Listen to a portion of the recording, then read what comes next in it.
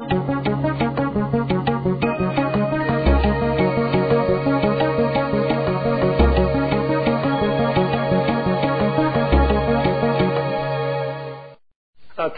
I want to talk about what our responsibility or what our life, the joy that we might find in being disciples of Jesus and sharing the gospel, and how Jesus taught the early disciples to share the gospel and what to do.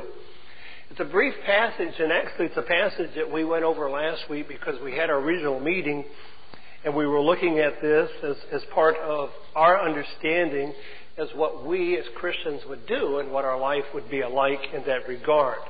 Because we are indeed called to do that. With that, I'd like for us also to kind of do a little reflection.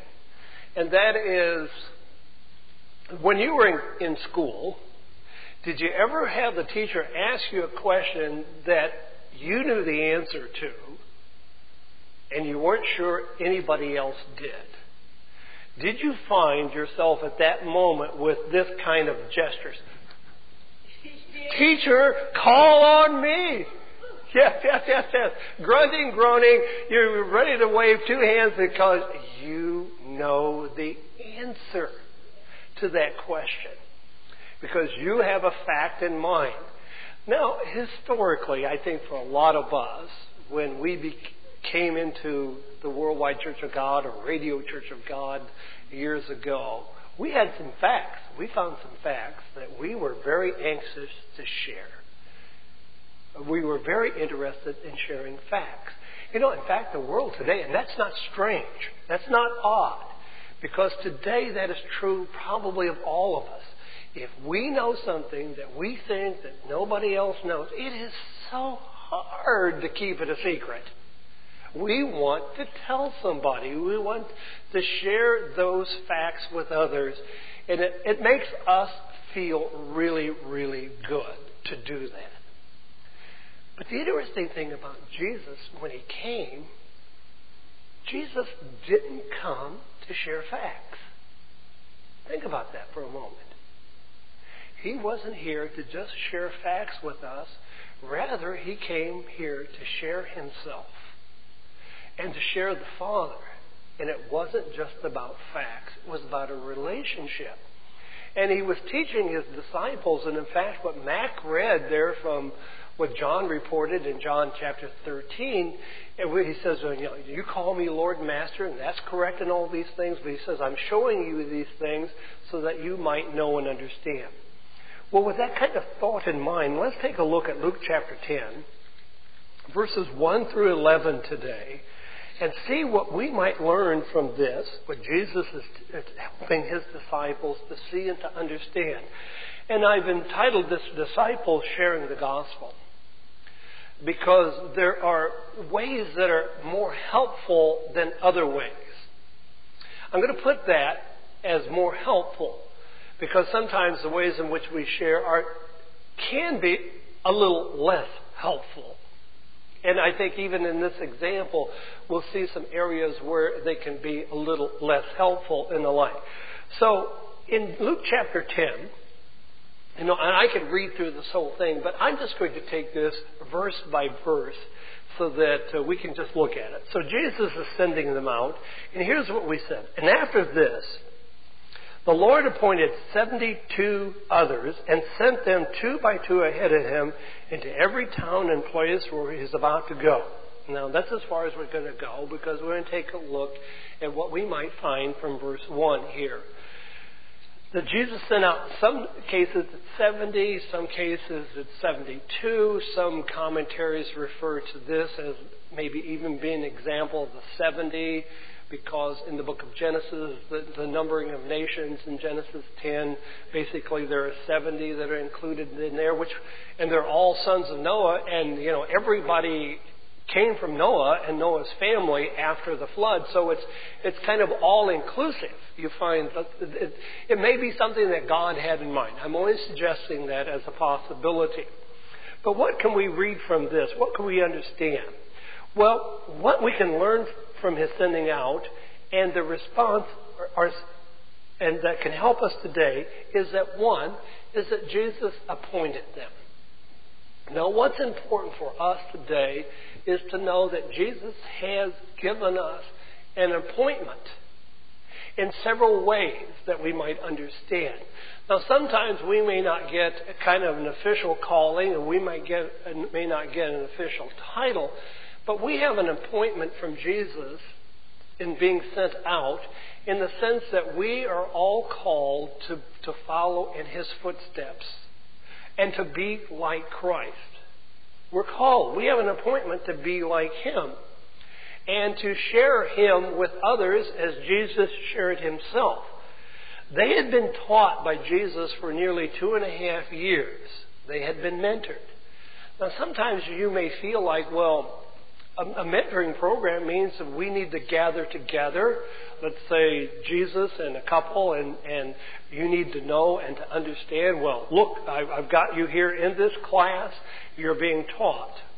And this is the reason that you're being taught, and you may feel like that's the way in which you're mentored.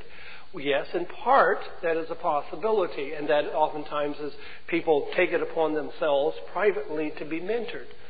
But for us, in this congregation, hopefully we find that indeed every week these sermons are part of a mentoring program. By the things which we hear, that you are being mentored on how to be. Because there was a lot of things that not only that Jesus said, but there's a lot of the things that we learn from Jesus' example. Jesus did a lot of things that people learned how to be by that example. You don't always have to say, now come here, let me show you how this is done. Because which one of us wants to kind of be dragged by the nape of the neck, put our nose into something and say, learn? But, one of the great things is learning, which is the Old Testament talks about how you teach them as you walk and you talk, as you go through life. And so I think sometimes if we can recognize that, hey, that's a form of teaching, that's a form of mentoring. For 2.5 years, Jesus mentored them. So were they new or a novice? Well, the bottom line with His disciples that He sent out here in Luke chapter 10 and verse 1 is they were both. They were both new to this, and they were both a novice. Even though they had been with Jesus 2.5 years, life takes on a totally different perspective when you're asked to do it.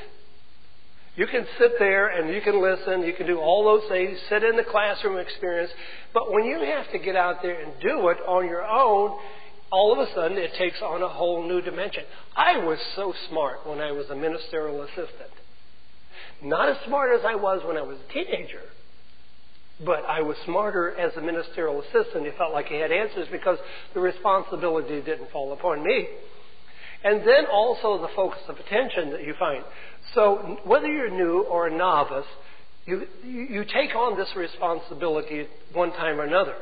It's kind of like sometimes that people find that they're parents. Well, I wasn't expecting to be a parent or have this responsibility, but suddenly I'm parent, and suddenly you got teenagers and these issues, and you're both new at it, you're novice at it, and yet you have some experience in that. And as I mentioned, Jesus mentored by His example. But it's important to know, it's important for you and I to know that Jesus has appointed us to walk, to be an example. And as He is referred to, I believe it's in Peter, where He says, be ready always to give an answer for the hope that lies within you, which has to be reflected that indeed that the way in which you live life and how you look and how you come across to other people, that you're people of hope.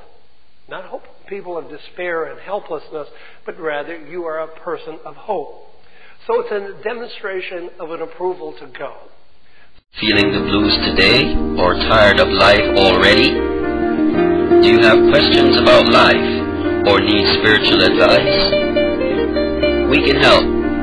Log on to worldwidechurchofgod.com or wcgfairfield.blogspot.com and stay connected to reality.